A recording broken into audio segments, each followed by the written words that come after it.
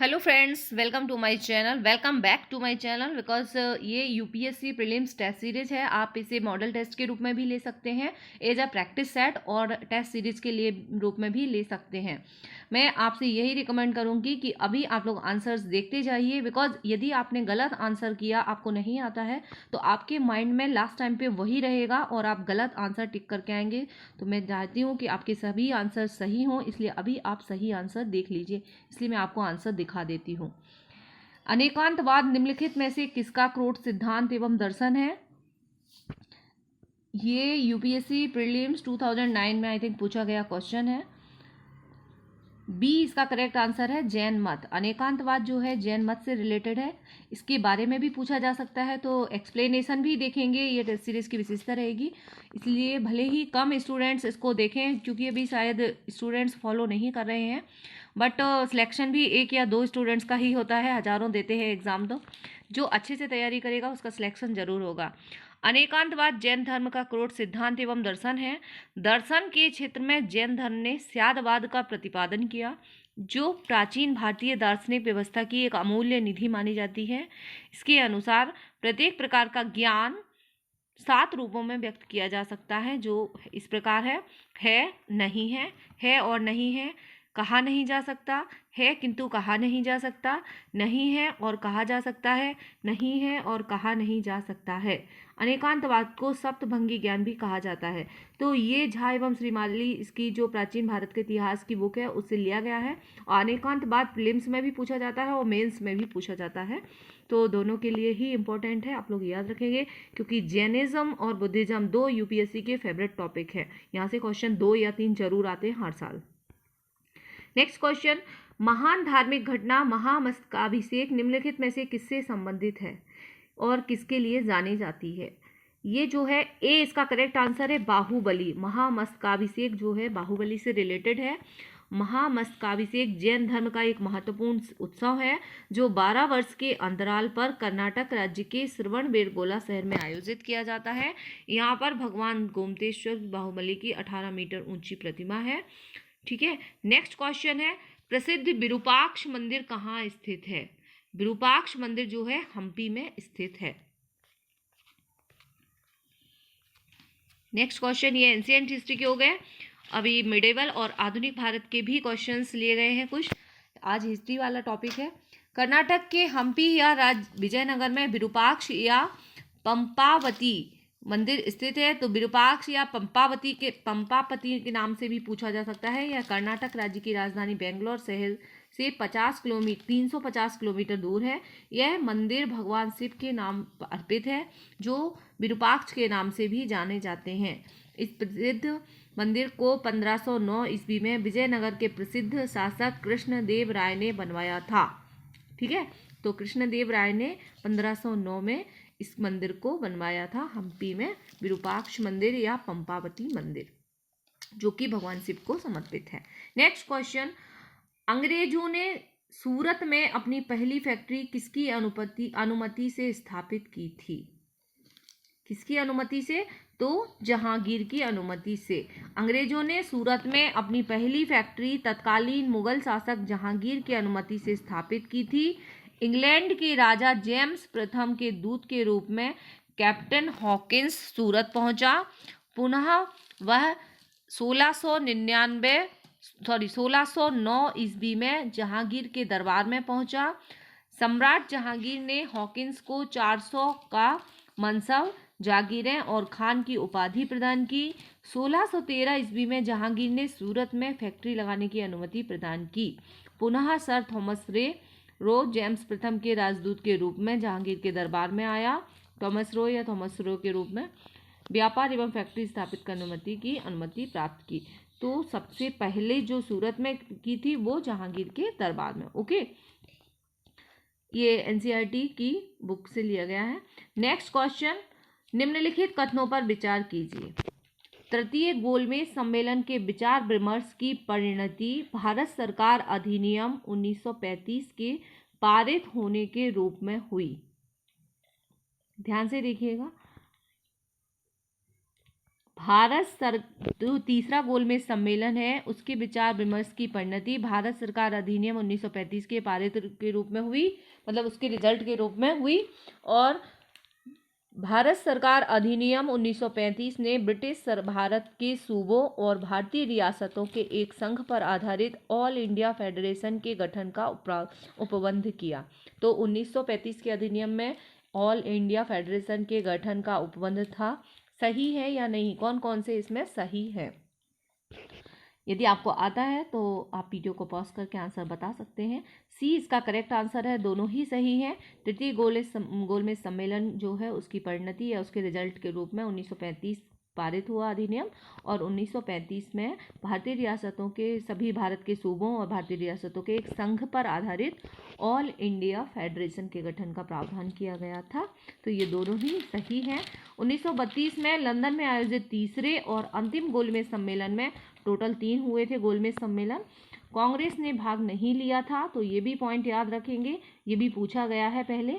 इस सम्मेलन में भारत सरकार अधिनियम 1935 के लिए एक ठोस योजना को अंतिम रूप पेश किया गया था।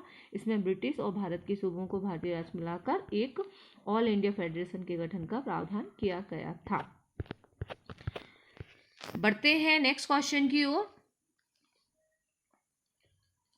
डेविड हेयर और अलेक्जेंडर डफ के साथ मिलकर निम्नलिखित में से किसने कलकत्ता में हिंदू कॉलेज की स्थापना की थी?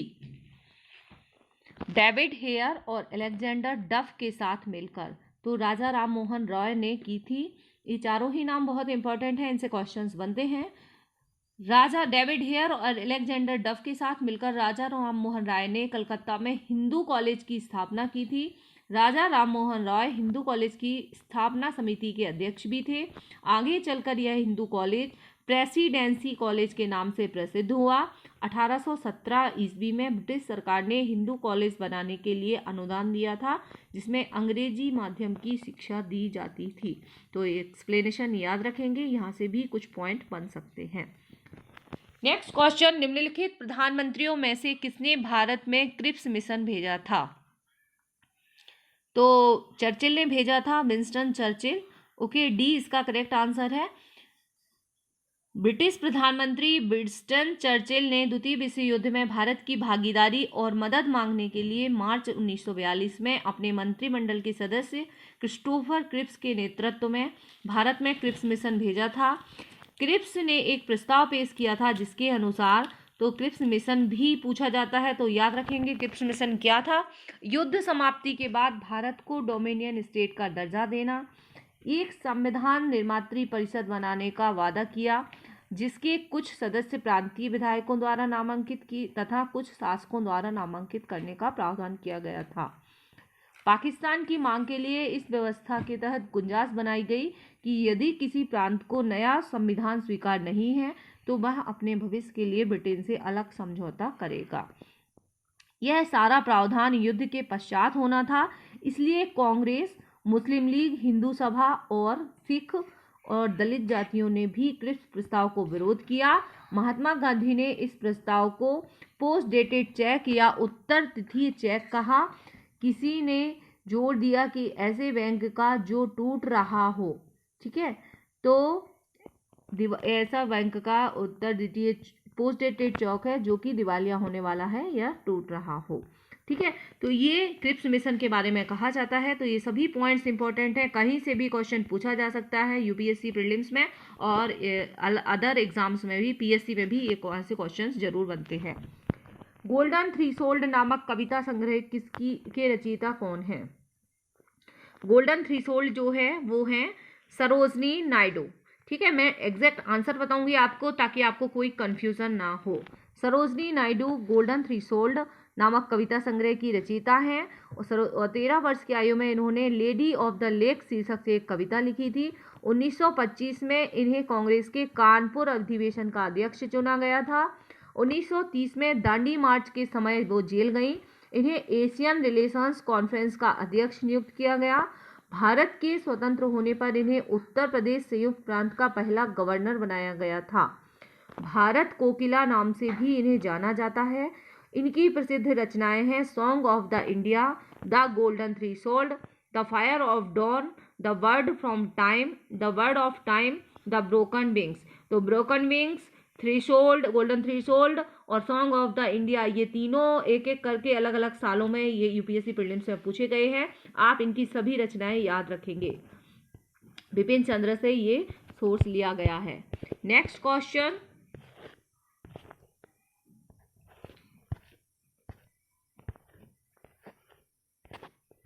One minute.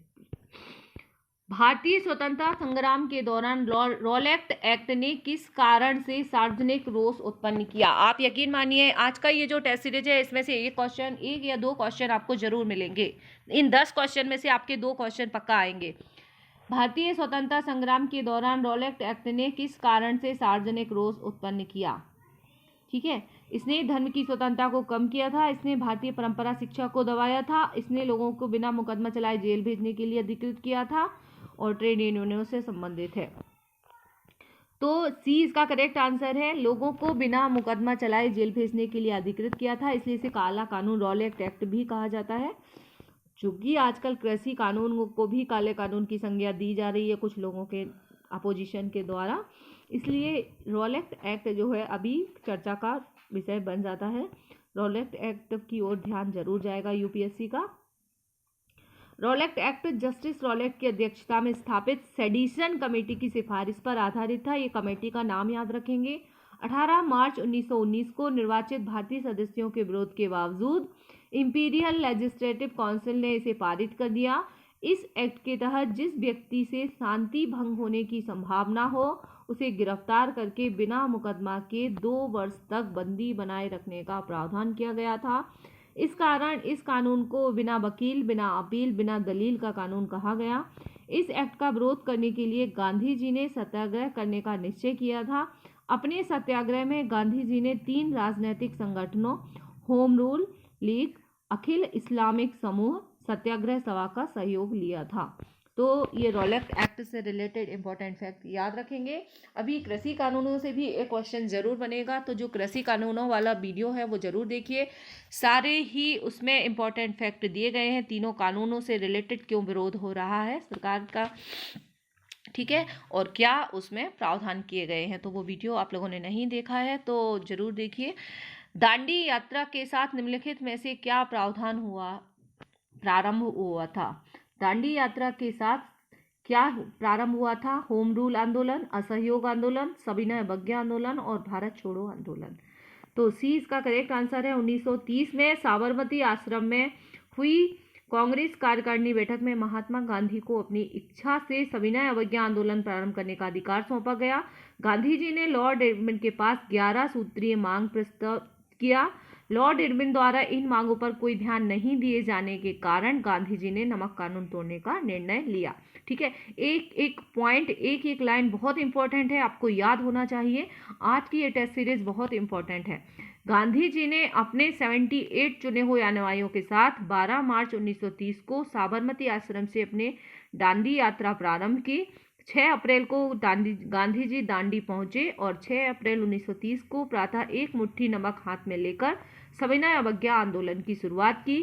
तमिलनाडु में सी राजगोपालाचारी ने और त्रिचनापल्ली से वेदारण्यम तक की नमक यात्रा की थी। तो यहाँ भी ऑप्शन बन सकता है, ये भी याद रखेंगे। गांधी जी ने दांडी में और तमिलनाडु में सी राजगोपालाचारी ने यात्रा की थी और 30 अप्रैल 1930 को उन्हें गिरफ्तार कर लिया गया। मालाबार के कोलप्पन ने कालीकट से पयन्नामार तक की यात्रा की थी। उड़ीसा में नमक सत्याग्रह को गोपबंधु चौधरी के नेतृत्व में बालासोर, कटक और पुरी में चलाया गया था। तो कहाँ कहाँ अलग अलग नामों से चलाया गया। पश्चिम उत्तर प्रांत में अब्दुल गफ्फार के नेतृत्व में मुसलमानों ने सविनय अवज्ञा आंदोलन में महत्वपूर्ण भूमिका निभाई। ये बिपिन चंद्रा से लिया गया है, भारत का स्वतंत्रता संघर्ष, और यहाँ से ऑप्शन बन सकते हैं। कहाँ पे किसने नेतृत्व किया था ये जरूर बनाइए। इस आंदोलन का भी याद रखना है और 1857 की क्रांति से भी पूछा जाता है कि कहाँ किसने नेतृत्व किया था। Next and last question simple है, इसका एक्सप्लेनेशन नेक्स्ट वीडियो में रहेगा। करो और मरो का नारा निम्नलिखित आंदोलनों में से किसके साथ संबंधित है? स्वदेशी आंदोलन, असहयोग आंदोलन, सविनय अवज्ञा आंदोलन, भारत छोड़ो आंदोलन। तो डू एंड डाई, करो या मरो का नारा दिया गया था भारत छोड़ो आंदोलन डी में। इसकी एक्सप्लेनेशन नेक्स्ट वीडियो में लाएंगे। तब तक के लिए बाय बाय। चैनल पे नए तो सब्सक्राइब कर लीजिए और यूपीएससी प्रीलिम्स की तैयारी करते रहिए। Thank you very much for watching. मिलते हैं नेक्स्ट वीडियो में।